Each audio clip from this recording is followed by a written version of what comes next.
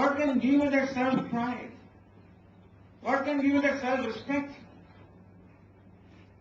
Is the quality of my effort.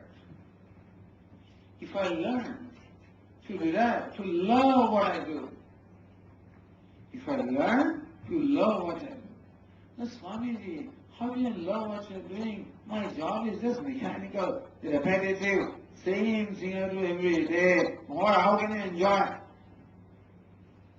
So mostly people think that their job is not very interesting, not very exciting, and therefore we cannot enjoy what we are doing. If my action brings some kind of reward, then I can be happy.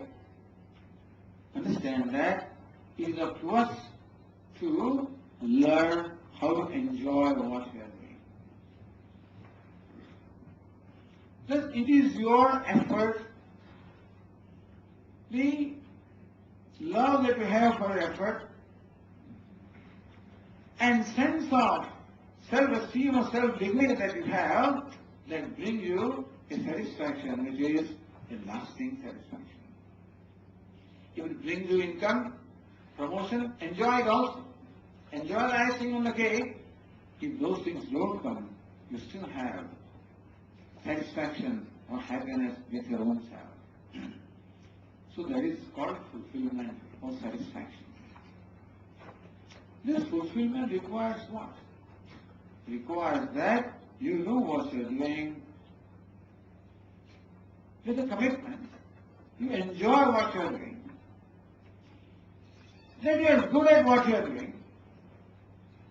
Therefore, you should be good at what you are doing. That's called wisdom. Wisdom means the skill, the capacity to do your job well. Knowledge and wisdom, two words are used here. What's the difference between knowledge and wisdom? I'll tell you. Knowledge is, let's say that you go to an Ayurvedic college and you study Ayurvedic medicine. That's called knowledge. What is wisdom?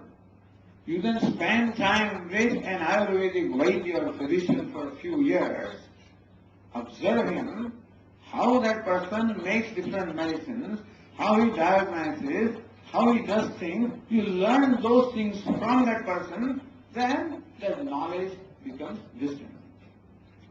You go to law school, you become an attorney or a lawyer. Then you go to a senior lawyer and spend a few years with him and learn how he does his job, and that's how that knowledge becomes assimilated. So knowledge, what's the difference in knowledge and wisdom? When you assimilate that knowledge, when the knowledge becomes yours, when you know how to use that knowledge, that is called wisdom.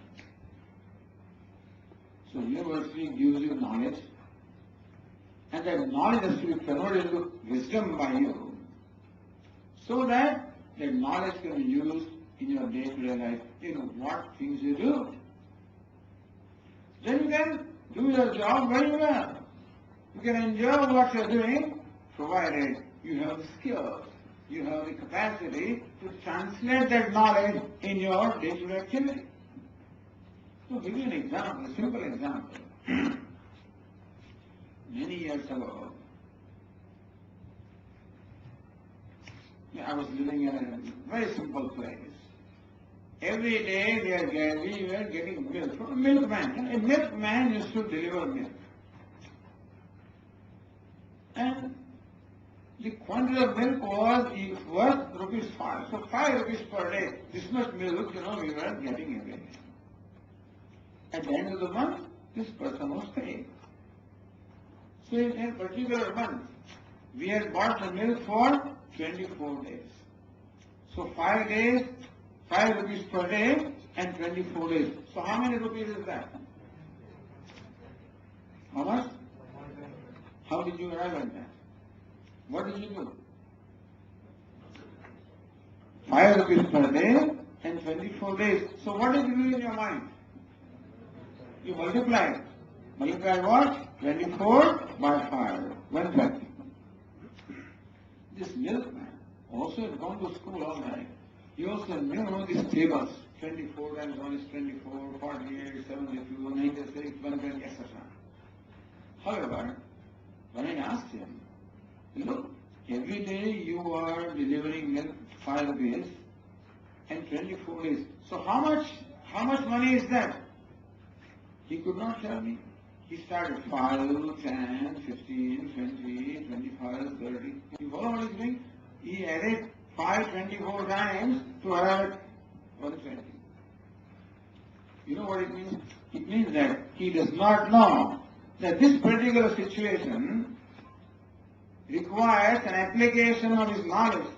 24 times 5 is 120, that knowledge he has.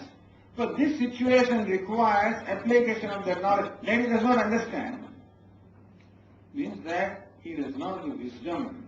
That knowledge is not helpful to him in a particular situation. Similarly also, whatever knowledge you get in your classroom, in your laboratories, and other places, other sources, all that knowledge should be translated as wisdom so that you can use that knowledge in the activities that you are required to perform. And when you can do your job well, doing the job well gives you satisfaction. Doing the job, that is what we call job satisfaction. This expression you must have heard, job satisfaction. So usually, we get job satisfaction when we get a job which I like. If I have a job which I am not interested, I do not get job satisfaction. Correct? But we tell you, how to get job satisfaction? Either you get a job that you like, or you like the job that you get. You see the difference? Either you get a job that you like, or you learn to like the job that you get. Then you realize that in doing whatever thing you do, as a scientist, whatever be your station of life,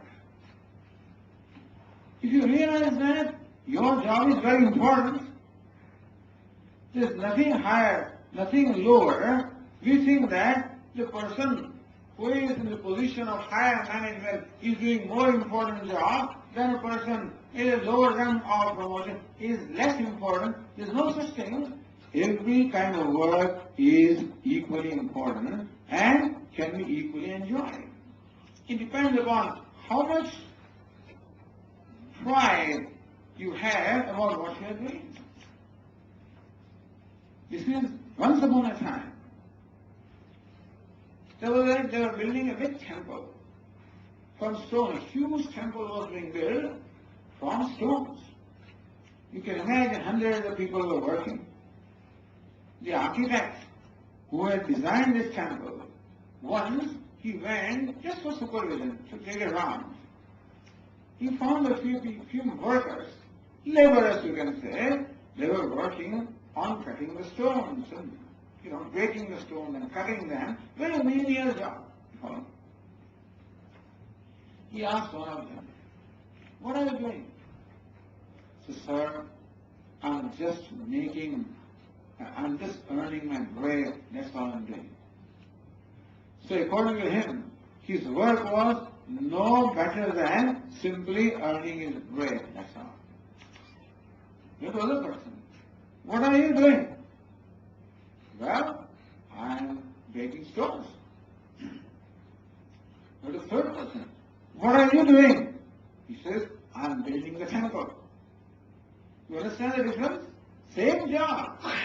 One person feels that this is nothing, this is a menial job. All it gives me is my, daily bread, nothing more than that. Another person looks upon his job as breaking stones. A third person looks upon his job as building a temple. Therefore, never feel that your job is menial.